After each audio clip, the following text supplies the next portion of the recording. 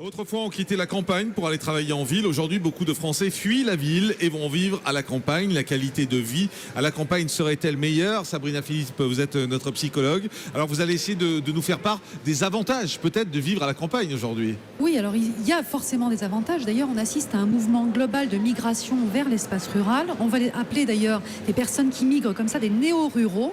C'est plus de 100 000 citadins quand même chaque année qui vont quitter les villes pour s'installer à la campagne. Donc c'est vraiment un fort mouvement de migration. Principalement, on voit en fait trois types de populations qui vont migrer justement dans les campagnes. Évidemment, des personnes qui sont retraitées, des seniors qui ont décidé de quitter la ville parce qu'elles n'ont plus à travailler en ville, donc elles vont pouvoir s'installer ou se réinstaller dans leur région d'origine. Évidemment aussi des familles avec de jeunes enfants, parce qu'il va y avoir une qualité de vie pour ces jeunes enfants qui est reconnue, et ils vont se dire que finalement l'espace exigu des appartements dans les villes ne correspond pas justement à leur famille. Et puis une autre catégorie qui là où c'est là moins un choix, on va dire, ce sont des classes modestes, voire qui ont des difficultés économiques et qui vont s'installer à nouveau en campagne parce que il y a une facilité pour se loger et une facilité aussi finalement dans la vie quotidienne. Alors, il faut savoir quand même, il faut bien faire une différence parce que ce mouvement de retour à la campagne, finalement, ne signifie pas forcément un retour à la terre. Ça, c'est important. C'est-à-dire que on va les appeler des citadins villageois. Ce sont des personnes qui vont en effet vivre en campagne, mais qui vont continuer quand même à se rapprocher des villes pour pouvoir y travailler.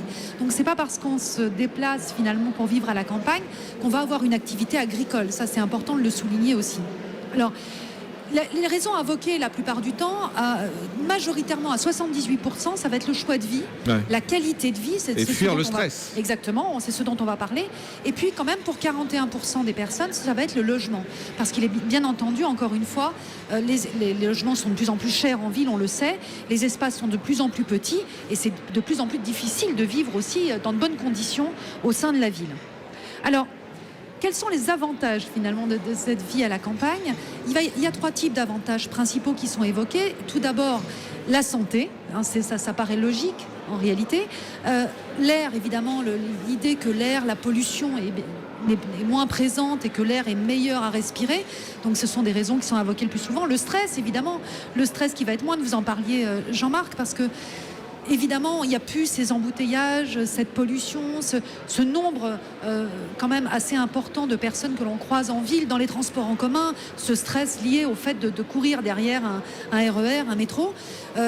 C'est évidemment une raison principale. Et en même temps, ça peut être un manque aussi, parce que quand on se retrouve à la campagne, on a l'habitude de vivre en ville, on se retrouve sans les commerces de proximité, sans les transports en commun qui permettent de se déplacer. C'est pas toujours facile. Alors, tout à fait, c'est ce dont on va parler d'ailleurs, parce qu'il y a évidemment des grands avantages, mais il faut savoir aussi qu'il y a des inconvénients. C'est pas tout bénef, quoi. C'est pas tout bénef, et c'est pas tout bénef pour tout le monde, surtout, c'est ça. C'est-à-dire que ça peut correspondre à certaines personnes et pas à d'autres. Il faut pas se tromper. Alors évidemment, les espaces verts, comme je disais, bien sûr, l'idée de l'espace. Beaucoup de personnes vous diront, il y a l'idée de l'horizon. Vous savez, en ville, vous avez toujours quelque part un bâtiment devant vous. Vous avez toujours quelque chose. Cet horizon, vous ne l'avez pas. Vous ne l'avez qu'en campagne, vous ne l'avez que devant la mer.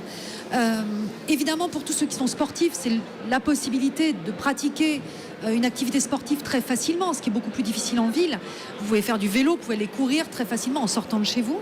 Et puis on le verra aussi avec Natacha Harry, l'idée d'avoir des animaux, de pouvoir être proche de cette nature et des animaux. Alors la deuxième raison à invoquer, ça va être la proximité aussi, la convivialité, le voisinage, qu'on s'imagine souvent beaucoup plus facile à avoir en campagne, parce que ce qui n'est pas forcément vrai d'ailleurs. Ce qui n'est pas forcément vrai, mais c'est vrai qu'il y a une solidarité aussi parce que vous êtes dans un village, donc il y a une solidarité de village, une convivialité parce que vous avez des fêtes de village. Mis à part la fête des voisins dans les villes, vous n'avez pas cette convivialité, si vous voulez, facilement autour d'un plat ou autour d'un verre. Et puis bien sûr, il y a le bien-être qui est évoqué avec cette idée du logement et avec cette idée de nature dont on parle depuis le début. Mais psychologiquement, c'est facile quand on a été citadin de se retrouver à la campagne? Alors justement, c'est pas facile du tout, et il faut savoir que ça doit être un choix mûrement réfléchi, parce que l'ailleurs n'est jamais résolutif. C'est-à-dire que si vous quittez la ville en vous disant je vais oublier tous mes problèmes parce que je vais m'installer en campagne, c'est faux. C'est faux d'ailleurs pour tout type de déplacement ou de choix de vie. Déjà, il y a une utilisation de la voiture à la campagne qui est bien plus importante. C'est-à-dire que bien souvent, quand vous êtes en milieu rural, vous devez prendre votre voiture pour vous déplacer, pour pouvoir faire vos courses, pour pouvoir ne serait-ce que parfois aller chercher du pain, pour aller chercher vos enfants à l'école. Vous devez vraiment utiliser cette voiture très souvent. Et puis attention à ceux aussi qui sont solos, parce que vous avez des personnes célibataires ou des familles monoparentales qui se disent je vais m'installer à la campagne. C'est beaucoup plus difficile parce qu'il y a un phénomène, c'est qu'on dit souvent qu'il y a une solitude dans les villes, mais lorsque vous êtes seul parmi d'autres personnes seules, c'est aussi plus facile que quand vous êtes seul parmi des personnes qui sont au sein de leur famille, parfois de leur famille élargie, c'est-à-dire les grands-parents, les parents, leurs conjoints, et vous vous retrouvez seul dans un environnement où les autres ne le sont pas.